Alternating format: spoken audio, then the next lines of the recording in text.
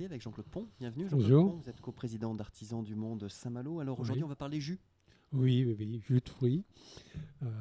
Pour annoncer une bonne nouvelle pour nous, c'est comment la venue d'un nouveau partenaire à Madagascar, enfin plusieurs partenaires, et qui font des jus de fruits.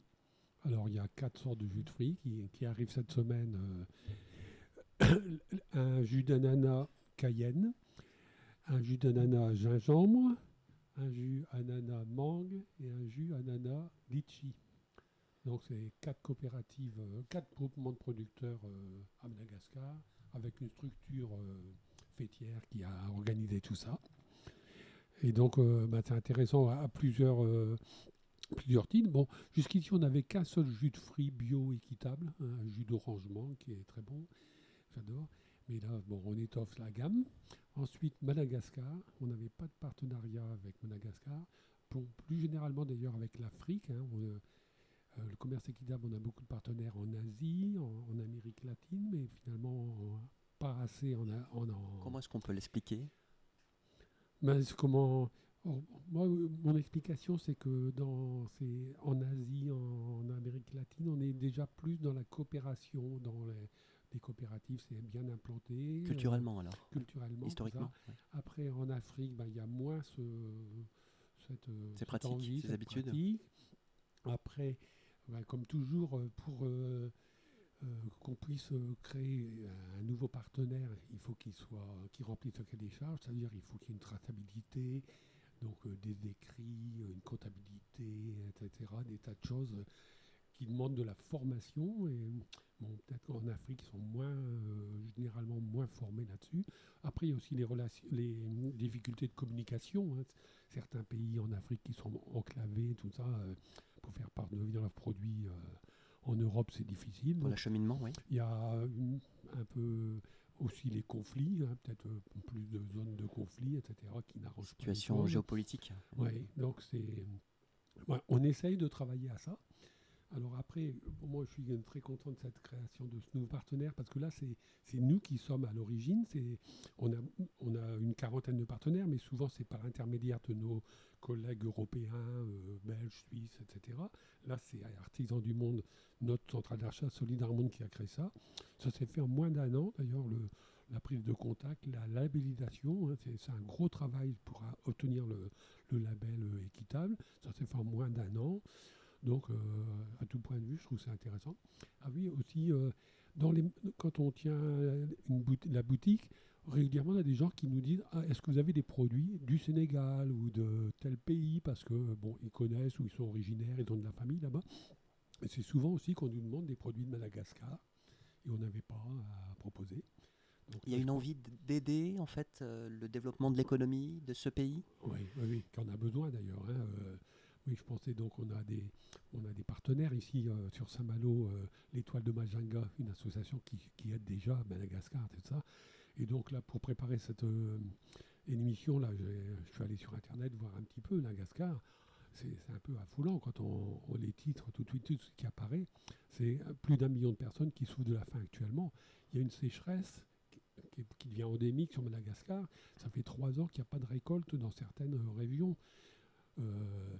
Le Covid, donc ils souffrent beaucoup du Covid avec des variants qui sont très, très virulents. La situation Manque politique, d'oxygène. est-ce qu'elle est stable là-bas d'après les informations que vous en avez eues?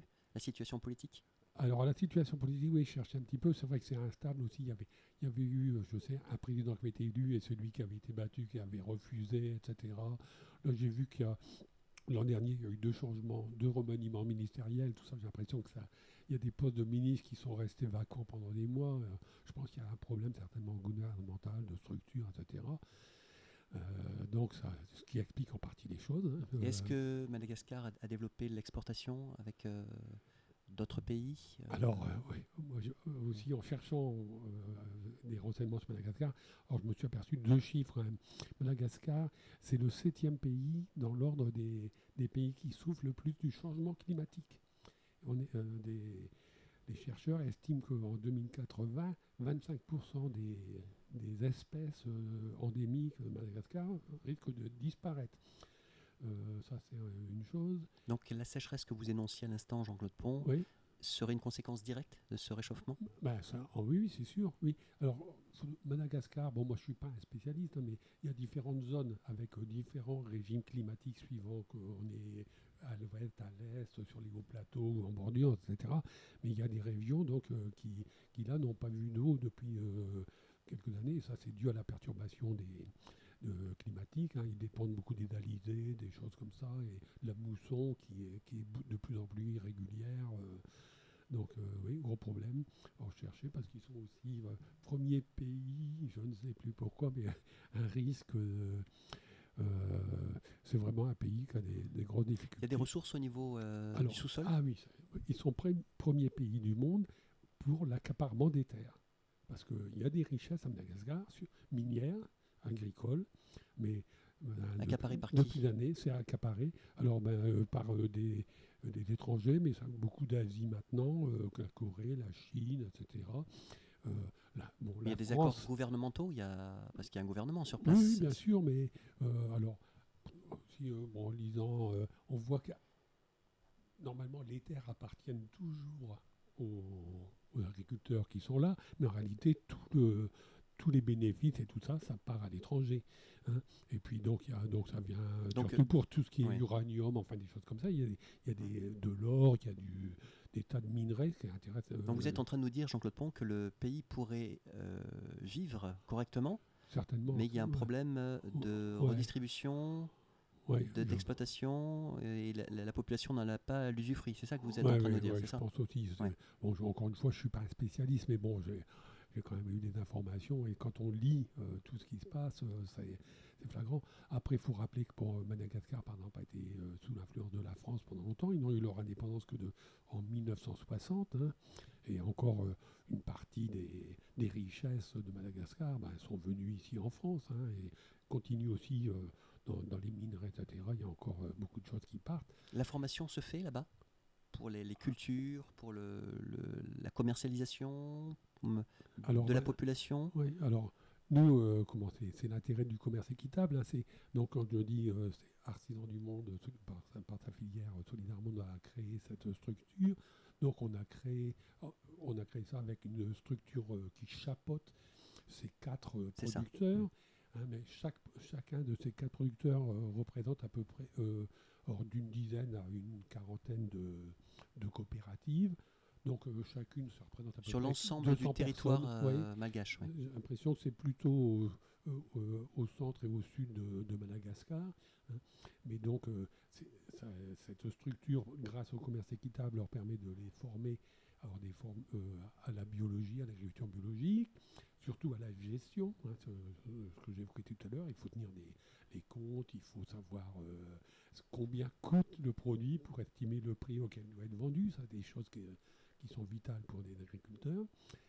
Après, beaucoup création de mutuelles pour la santé dans toutes ces organisations. Protection des travailleurs, scolarisation des enfants. Hein.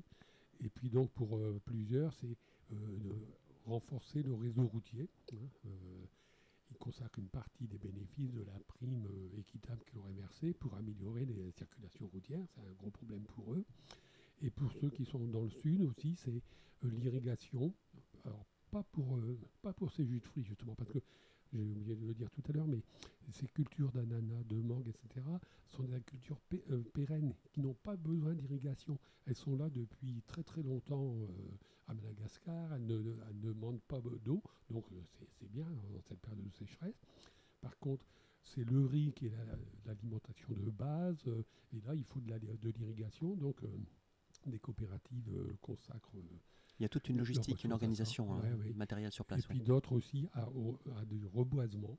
Reboisement pour lutter contre la désertification, et puis aussi pour avoir des plantes qui leur permettent de fabriquer des nattes pour leurs besoins, mais aussi pour la vente, etc. Voilà, d'être agréé commerce équitable, c'est quand même important pour beaucoup de partenaires. Hein. Je l'ai souvent dit, mais pour les Français, enfin souvent les clients, c'est le prix, la question sur le prix.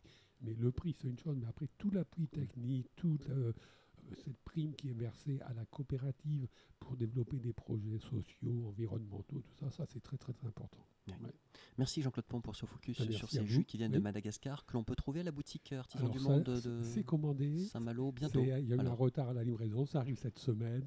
On aura ça pour la fête du vélo, pour faire déguster. Dimanche. Tous ceux qui font la fête du vélo dimanche, à l'arrivée, on offrira la boisson. À vos petites reines, alors. Ça sera l'occasion de déguster ces différents jus de fruits. d'énergie pour aller pédaler Voilà. à Saint-Malo. Merci beaucoup Jean-Claude Pont, Merci. encore une fois. On vous retrouve, si vous le voulez bien, Oui, mardi prochain dans le 11-12. Belle semaine à vous. Merci. Au revoir. Au revoir.